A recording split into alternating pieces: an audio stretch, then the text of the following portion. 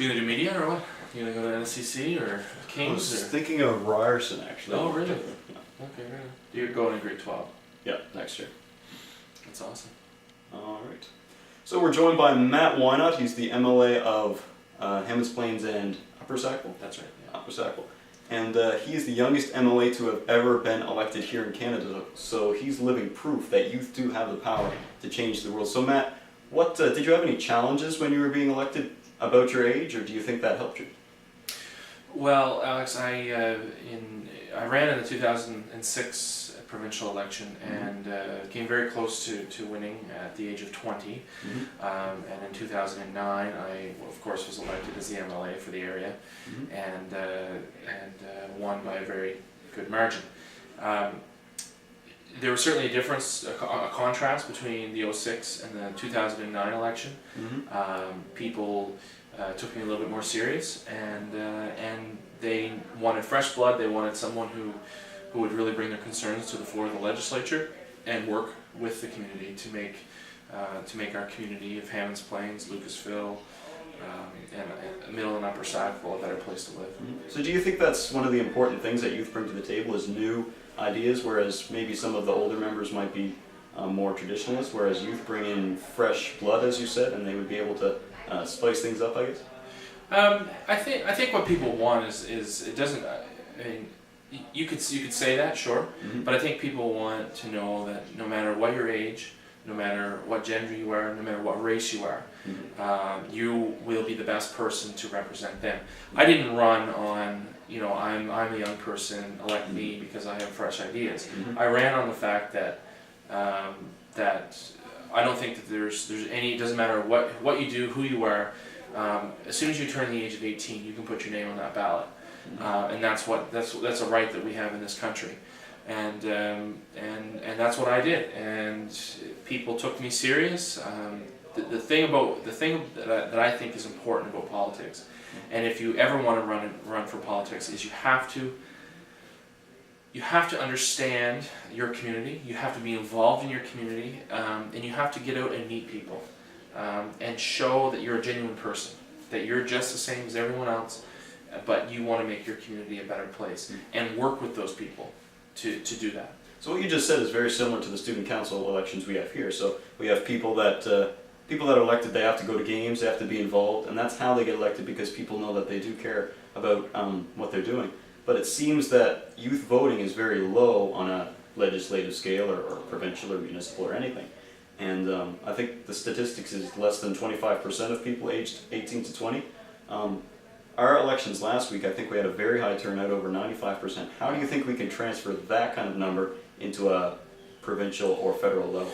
Well, only 25% of Canadians between the ages of 18 and 24 vote.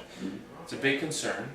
I think the reason why high school and even university or community college student unions have high turnouts, it's because the issues that those candidates are talking about are the issues that matter to young people. It's the issues that matter to someone my age or someone your age. People. So I think as politicians, as political parties, we need to reach out to young people and say, look, how do we talk about those things? I went this past weekend. I was in Moncton talking. I was a guest speaker at a conference on youth and politics in Moncton, and a lot of it was about university kids, university students, community college folks, a little bit older people who are already engaged in politics somehow. And they showed a video. It's called 5 Friends and 5 More Friends. You can look it up on YouTube, and it really brings basically what it is. It's actors in the States trying to get young people to vote in the last presidential campaign in the States. So it's famous people saying why not to vote. Oh, okay. So it was a sarcastic video, and if you take a look at it, it's about 5 minutes. Each video is about 5 minutes long. Take a look at it. It's powerful. It's a sarcastic film to show people why not to vote. So it would say, well, don't vote. Who cares? No one listens to you. Don't vote. I don't care about the environment. Neither should you. So it was a very interesting, and actually it was a very powerful film because it was all famous people that you and I relate to. So I think we need to do stuff like that. We need to, as young people, we have more technology than we have ever when it comes to multimedia, communications, social media. We need to use that. Right now in Nova Scotia it's not as big, but I think over the next couple of years it will get bigger.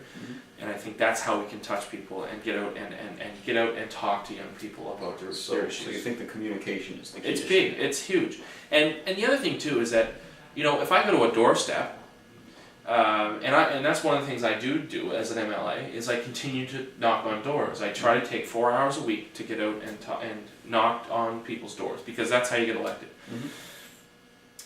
People are, and when I see a young person at the door, I don't say, "Oh, are your parents home?" I say, "How you doing? Can you vote?" Or even if you can't, "What do you think?" People, you just gotta get out and talk to folks, and that's what it comes down to. People want to know that your politician, or I don't like that word politician, but the elected official, whoever they are, federal, provincial, municipal, school board, are people. They're people. They're just like I'm just like you. Yeah. Care about people. They care about your community. You care about your high school. And that's what we need as we move forward in our democratic parliamentary democracy. All right, that's very good. And do you have anything, just to wrap things up, as to what we can do as a school maybe to reach that goal? I think that what we need to do is, and right now I'm engaged in a process through the province of Nova Scotia to find a way to engage young people.